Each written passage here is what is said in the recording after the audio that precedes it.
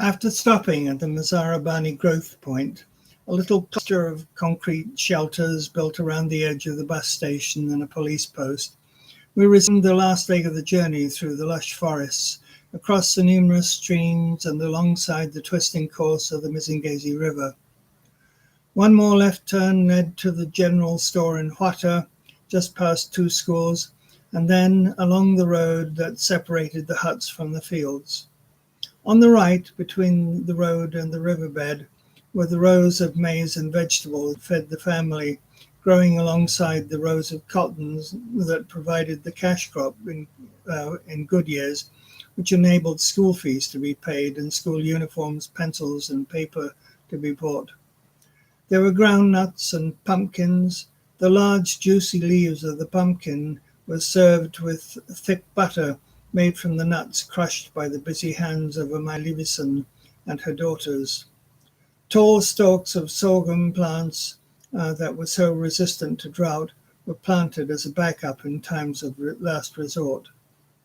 One final turn to the left, and there, 100 yards further on, were the three tidy huts, raised bins for the maize, the kraals for the cattle and goats, and the raised chicken coop. In the middle of the swept circle were the three stones and three pieces of wood that were the stove and the hearth, the living room and the bedroom, all at the appropriate time. As soon as the family spilled out of the car, itself already half buried by enthusiastic children, the living space in the compound filled with visitors. Tea was being brewed, and people of all ages were carrying pots, some carrying buckets of water, others with a bag of meal on their head, making for the little grinding mill at the Wata store, and suddenly diverting themselves from their chores and dropping in to see their neighbor and his visitors. Although Tendai's mother was tiny, she was a force of nature. She soon sorted out family and friends, and within minutes of our arrival, Tendai, the children, and I were inside the main hut. Food and drink were being prepared outside, and visitors were being encouraged to give the family a few moments of privacy. I always felt equal measures of awe and humility at the formality of these occasions, as if we had arrived at the grandest mansion in the home counties of England and were being presented to the lord of the manor. With Tendai acting as my interpreter, I listened to the welcoming comments of her father and mother, and then it was my turn. My speeches never rose to the simple eloquence of our hosts, but they were satisfied that I participated and showed respect for their good manners. Tea, of course, meant Tanganda, one of the finest teas grown in the world that came from the eastern highlands of Zimbabwe. It also meant several scoops of sugar in each cup, so when I added only half of a single spoon, the children watched in disbelief. Refined sugar is a rare treat. Chewy sugar canes, by contrast, were seasonal and were the rewards parents handed out when their children had done something special. Much later, I pulled the tent out of the car, and several young and eager hands rushed to help me set it up. With plenty of laughter and much silliness, the structure was soon in place. The foam mattresses piled inside, and the boxes and bags were taken inside the main hut and joyously rifled through. I took the sleeping bags and spread them out. I needed time to fade away, to rest, and to wash away the dirt and distance of the drive. The heat and the mugginess of the valley habitually overwhelmed me, and I slept soundly for several hours. Tendai and the children were attracting all the attention outside as I drifted into sleep. I was happy for my family and the love that surrounded them. Nighttime was my favorite part of the day. The cattle would return, one day accompanied by 3-year-old Richie struggling to grasp a huge stick with a leather thong attached to it, which required both hands to hold, let alone to put into effect. They towered over him, and I was worried that one of them might turn and snort at him and scare him out of his pint-sized wits. However, they took no notice of him and continued to do what they did routinely, which was to head lazily towards their kraal and the place where they slept every night. As the sun went down, the chickens went to roost in the tall tree, and the troublesome goats were dragged or harried into their smaller kraal by the two unfriendly working dogs and the older boys and their father. Supper was served on enamel plates and consisted of steaming lumps of sadza, which had been freshly pounded that day in the enormous pestle by Kumbarai and her friend, and served with various kinds of soup. I always burnt my fingers trying to eat in the traditional way, so I'd give it up and brought out the fork I had tucked into my shirt pocket. Everyone clapped their cupped hands as they were given their plate, and no one began until Umbuya gave them permission. It was a happy time, and the large family spread their news around the fire and shared it with everyone. Later, the moon rose and cast shadows. It was huge and silver, flooding the sky with luminescence. The air was warmly scented and full of distant thump of drums as fireflies danced, snakes hid in the grasses, and cicadas drowned out the barking of distant village dogs. Around the fire in the middle of the compound, the small group huddled close to an ancient woman, Ambuya Tatenda, who was waiting to begin her story. The small ones were chewing on husks of maize, trying to extract the last nub of sweetness, while the older children found small canes of sugar or drank endless cups of sickly sweet tea. Full moon is the time when magic happens, and who knows which spirits will join them, hovering just outside the circle.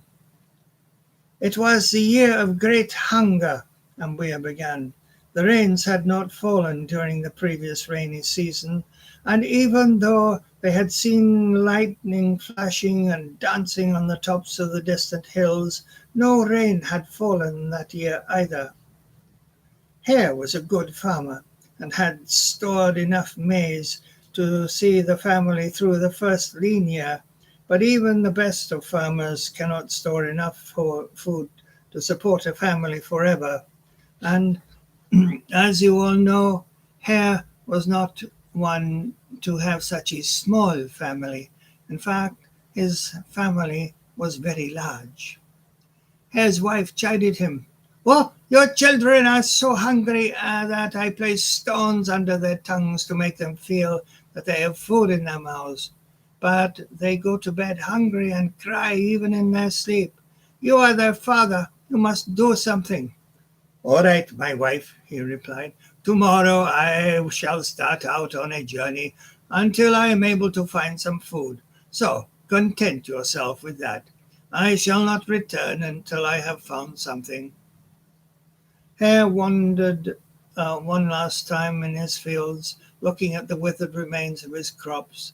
Lizard was walking by and called out to Hare, "Do you have enough tears of water for my crops too?" "Greetings, neighbor. Tomorrow I am setting out to search for food. Would you care to accompany me?" Lizard was a bachelor, and he tended to steal food from unsuspecting neighbors. Indeed, he had accounted for plenty of Hare's supplies that had gone missing and caused Hare many sleepless nights of worry. "Oh, I have a small supply left," said Lizard, "which I must guard because you never can tell who might slither in and steal it. Otherwise, I would gladly join you." For nearly 2 weeks, Hare ran from village to village asking for food that he could buy to feed his family. Gradually, his pace slowed and he walked instead of running. He grew weaker and weaker since he had eaten almost nothing for such a long time. However, one fine day he came to a river bank. To his amazement, there was water flowing, and on the banks of the river were fields of maize and pumpkins and groundnuts, sorghum, and even fruit trees in the background. He buried his head in the water, not even waiting to see if Crocodile and his family were nearby, which of course they were, and sucked in an enormous tummyful of water. "Greetings, my brother," said one of the farmers. "Perhaps you need to have something to eat." Hare gratefully gobbled down the 3 cobs of maize, and would have liked to devour another 6, but he stopped. He thanked his host, whose wife had prepared the feast for the hungry visitor. "I am most sorry to have been so rude. I have traveled so many days in search of food for my family that I thought I must surely die before I found it. The truth is, there has been a great drought in our home area, and my family is about to starve. I promised them that I would return with some food." The farmer invited Hare to spend the night as his guest, and in the morning he gathered up food from his neighbors. True to his word, by late morning, Hare was dragging a big bag of maize behind him, tied with a rope which he slung over his shoulder. He said his goodbyes and promised to return with his family in better times to show their gratitude, as was a custom. While Hare was now stronger than he had been on his outward journey, it took him much longer to get back to his village because of the weight of the bag. He huffed and he pulled, and after several days, Hare finally came to his home village. Just as he was about to enter the village, who should spot him but his neighbor, Lizard. This crafty ne'er-do-well hid himself in the bush beside the road. As Hare passed, Lizard jumped onto the sack, sliced through the rope with his knife, and gave a triumphant screech. "Hey, get off my sack!" growled the indignant Hare. "Your sack? So you say. I found it here, and you know the law. Finders keepers." Hare was just about to slice the lizard into small pieces when the village chief, attracted by the shouting, arrived on the scene. What is going on here?" he asked each of them in turn. He understood full well what had happened, but the law was clear. "I am sorry, Hare," said the chief, "but Lizard does have the law on his side, so you must let him take it to his home." Hare, of course, was furious. He told his wife what had happened, but in his absence there had been a little rain, and his wife had managed to grow a few greens, enough to keep body and soul together. A few days later, Hare spotted Lizard coming up the road. Hare had been gathering firewood, so he had his machete in his hand. Silently, he slid into the bush and waited. When Lizard passed by, Hare leapt out of his hiding place, uttering a terrifying yell, and sliced off Lizard's tail. It was now Lizard's turn to cry. When the chief came running, Hare was standing with the tail in the middle of the road. "Hey, I found a tail, so it is mine," exclaimed Hare. "Oh, you know, you are right," declared the chief. "Finders keepers, you know the law." And he walked off with Hare, talking about the rains. "This," said Ambuir to the young children, "is why every time you pick up a lizard by its tail, it lets go of it and escapes to hide his face in shame. And every word of it is true." On other evenings, the car radio served as the local radio station, or at least until I decided that the nearest place for recharging a car battery was too far away and cut the evening short. Children raced through the compounds, chasing each other in squealing clusters as they played variations of hide-and-seek or Red Rover. Eventually, food mats gave way to bedrolls, and tired little bodies were divided up, and each child sorted their order of who slept in the middle and who got the outside. I found myself looking forward to dancing with Tete Sagai, the snaggle-toothed aunt, who spoke no English and laughed at everything, and yet loved so greatly that I didn't know how her huddled frame could contain so great a heart. She lived with her handicapped daughter and grandchildren in a hut where the cow dung and clay floor sparkled with polishing and pride. In spite of there being no common language of understanding, everyone teased us and called us husband and wife. I would have loved to hug both her and my mother-in-law when we left, but such a thing was not possible in Shona culture, just claps and handshakes. Christmas had begun when the family arrived and lasted until we left. There was no special day for handing out presents. Things were sorted and bodies were found to match. Food was shared, and there were cups of hot sugary tea and loaves of bread covered in jam. The time we shared with the family was free from the demands of the fields, temporarily, though the livestock could not be ignored, and one of the boys sacrificed his spot on the school playfields to herd great beasts to pasture and back. Tatenda, as Richie was called in the village, all 3 years of him rushed around with the ball, and the older boys allowed him, and he even scored a goal and was carried squealing on the shoulders of his eldest uncle around the pitch. And then life went back to the basics. During the course of the week, school fees were discussed, seed delivered, and friends and family visited.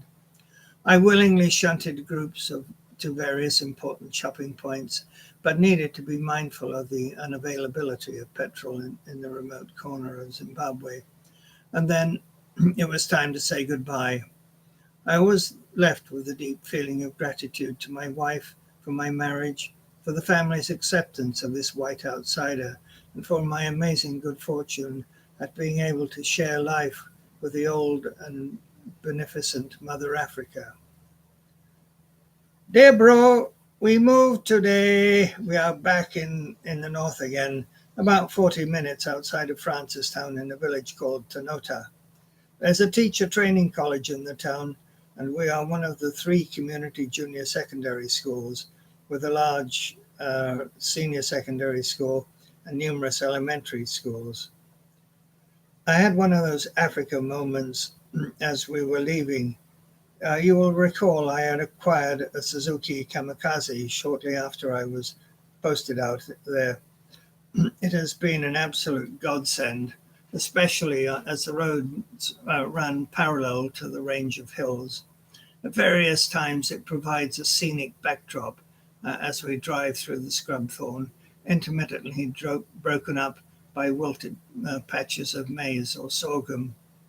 The school truck came and picked up our belongings and took them off to Tanota. We went off in pursuit, followed by 3 Zambian science teachers in their Camrys. Sure enough, just before we got to the main road and a couple of kilometers past the village, the Suzuki expired. I thought I was indeed fortunate to have such capable and learned colleagues following along behind. After checking all the usual connections and plugs that managed to shake loose during the normal wear and tear of the untarred section of the journey, the Zambians jumped manfully under the hood and spent a good half hour digging around and then predicting the time and the costs involved in sending it in a tow truck from Palapi. I must confess that I was beginning to feel somewhat anxious and wondered what kind of impression I would make arriving at my new post in some vehicle and possibly a couple of days late. The clunk, clunk, clunk of an old beater drew our attention, and soon an old Ford truck hove into view. The scruffy young farmer stopped and asked us in Setswana if we needed some help. Luckily, his small son was with him, and through this bright 8 or 9-year-old, we managed to convey what the situation was, and yes, if he could help, it would be greatly appreciated. He looked under the hood, turned, went back to the Ford, and returned with some tape. 10 seconds later, he instructed me to start the motor, and it worked. The wire to the battery had frayed, and he simply patched it together. All the teachers looked at each other at the same instant, and you could tell exactly what was going through our minds. The rest of the Tanota trip was uneventful. I'll let you know how things are going soon. We have a great house and the school is brand new. Ciao for now, bro.